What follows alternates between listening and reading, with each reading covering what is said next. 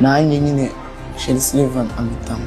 Naje hano ndi umubyinnyi gusa ariko ubu baramfashije nsigaye ndi umuraperi, umukorobasi, komediyani, bamba hafi nk'ababyeyi.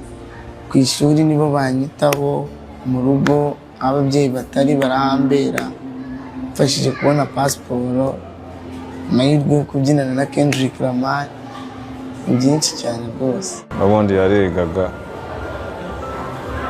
ariko ibintu byo kubyina atarabijyamo cyane, guhura n'abana bashaka kumwigisha imico mibi, nyirakuru amukuraho mucyara amujyana kwa Isidore, akaba ariyo azajya yibera. Niho yarangirije primaire, maze kurangiza primaire ibintu byose ari amaze guhinduka, nyine amaze kujya ku murongo niko kuza hano umufasha nk'umwana n'ababyeyi.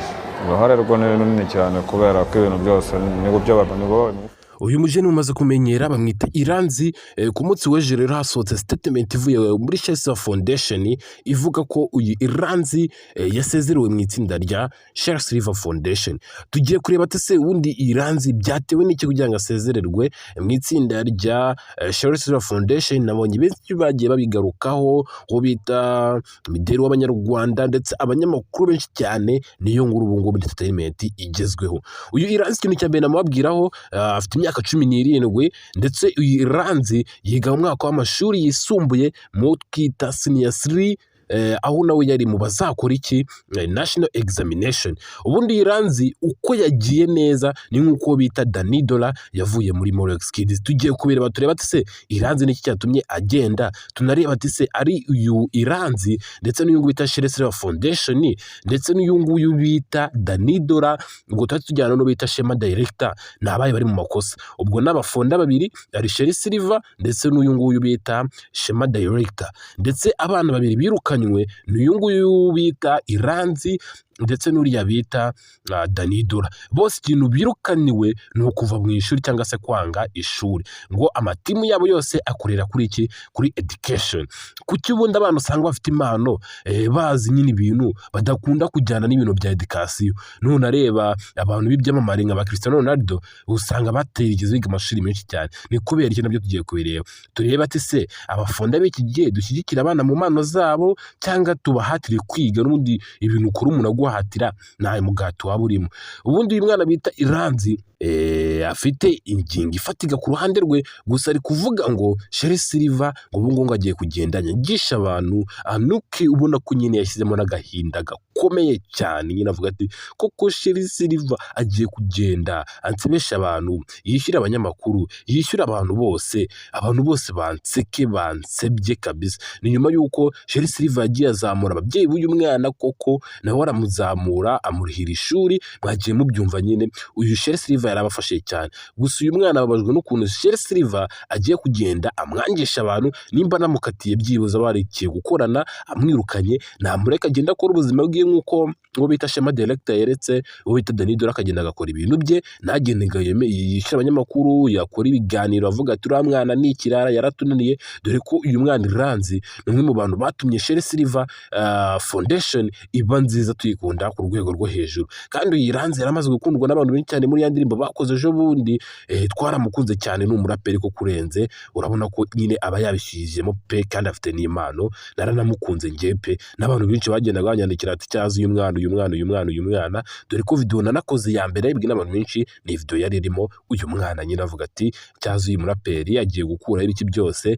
Noneho ikibazo tugiye kureba, Sheri Silver ari kuvuga ati njyewe uyu mwana naramujyanye mu ishuri, ndamwishyirira ndamurihirira mu wa 3 segonderi ku mwana w'imyaka 17. Ni umwana mutoya pe, agomba kwiga kuko natwe n'umundi bintu byose dukora tugomba kuba twarize, cyangwa se tuba tugomba kwiga nyine ibintu byose. Noneho umuhanzi wabagomba kwiga cyane pe, kandi koko kwiga nubwo ataragahato, gusa kwiga ubundi byagombye kugira ute kubitegeko. Iga nyine, umwana yiga mu wa 3 se nava mu ishuri ageze mu wa 3 aragenda ajye kuri marine, kandi niba n'uwo nguwo byibuza uyu nguyu muraperi bita Iranzi noneho reba Dani we yari ari kujya muri segonderi, sinzi nimba yararigeze no muri segonderi. Kuki nyine aba bana badakunda kwiga? Nimba hari umuntu uzi impamvu bano bana b'ibyamamare cyangwa se bano bashaka kuba nyine abantu bakomeye cyane cyangwa se abantu bafite impano, kuki impamvu batiga? Nawe nimba ufite impamvu yishyire muri comment, gusa njye ngiye gushyira impamvu yanjye aha ngaha. Ubundi bano bana babibwira ko nibamara kugaragaza impano zabo abantu bazabakunda bakabishimira, noneho bakajya kwiga nyine nyuma ngo bakiga indimi, ngo akiga indimi n'ubundi ngo ibintu tugomba kwiga ngo ni indimi n'ubundi, akiga uburyo azajya ahanga indirimbo nyine akoresha icyongereza, uburyo avugana n'ibyamamare, uburyo nyine azajya avuga ururimi rw'icyongereza n'igifaransa byibuze izo ndimi zonyine. Niko ubundi nicyo kintu babitwa ati namaze kubona amafaranga, n'ubundi umuntu rero kugira ngo azabone amafaranga kandi igihe namaze kugafatisha byabaye. Uyu mwana rero nawe ni iki kintu kiri kumwoshye kavuga ati njyewe nimba nanyirukanye nandeke nigendere njye kwibera ubuzima bwanjye, n'ubundi Sherry Silver Foundation yaramfashije ndanabashimira cyane, ntacyo mbanenga, gusa bandeke njye kwiberaho iki ubuzima bwanjye, najye kunsebya impano ndayifite. Video yasohoye ku munsi w'ejo ashize iminsi niba atari 3 imaze kuribwa n'abantu basaga 27,000. Urumva ko ari video yakunzwe n'abantu benshi cyane. Ubwo rero muri makeya reka mbanza nyire muri statement y'uwo bita Sherry Silver ndebe ibyundi yari yandikiye uyu Iranzi. Yaramwandikiye ngo the Sherry Silver Foundation has made difficult decision to part away with Iranzi. Sherry Silver Foundation ifashe umwanzuro ukarishye cyane cyangwa se ugoye wo kuba uretse uwo bita Iranzi, a various rappers and dancer in the foundation. Yari umuraperi ndetse n'umubyinnyi muri iyi foundation ubwo ngubwo nyine muri iri tsinda. Effective since Saturday, Sunday, 2nd May 2026, as our values no longer urging despite great efforts made on both sides. Ni ibintu byinshi nyine Sherry Silver yanditse avuga ati nubwo ni umubyinnyi mwiza twabanye neza, nawe ntabwo agiye nk'abana agagenda ahurutira ibigambo, dore ko Sherry Silver abantu bana arabakunda pe, arabakunda, dore ko uyu nguyu Iranzi ari mu basinye amasezerano ejo bundi, nawe murabizi. Ubwo rero Sherry Silver nawe yakora ikosa ryo kugira ute ryo kumwangisha abantu. Gusa nyine ikintu Sherry Silver ari kuvuga ati njye ntabwo nabana n'umwana utari educated, umwana utarize pe, kandi nawe nyine uri kumva ko uruhande rumwe ngende gushyigikira Sherry Silver Foundation, urundi ruhande ngavuga ati nimba umwana yifitiye impano kuki utamufasha ngo umuzamurire impano nabo mukire, ko n'ubundi aricyo kintu uri kumufashiriza. Yikire nyine yizamukira, ibyo kwiga niba bimunaniye abireke. Kuki abafonda bose banza gushyira ikintu imbere cyo kwiga, nanone ukavuga ati se kwiga wa mugani none staramwanze? Sherry Silver arabakunda pe, nimba nkubwiye ngo genda wige nzakurihirira, kuki wumva ko umuntu akwanze? Oya, kwiga ni kimwe mu byibuza bajya baravuga ngo umubyeyi naguha umurage ni ukwishyurira ishuri gusa. Kuki icyo kintu natwe tutayitekereza?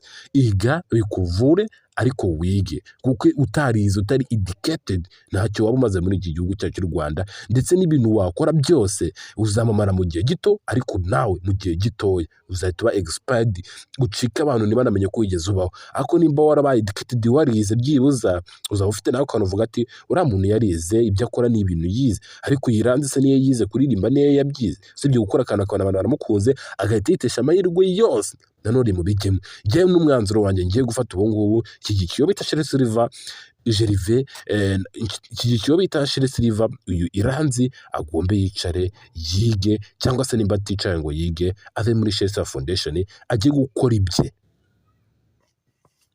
Ndabakunda cyane no mu ngwanye dukunda Jiva yo kunyura kuri subscribe. Ciao ciao.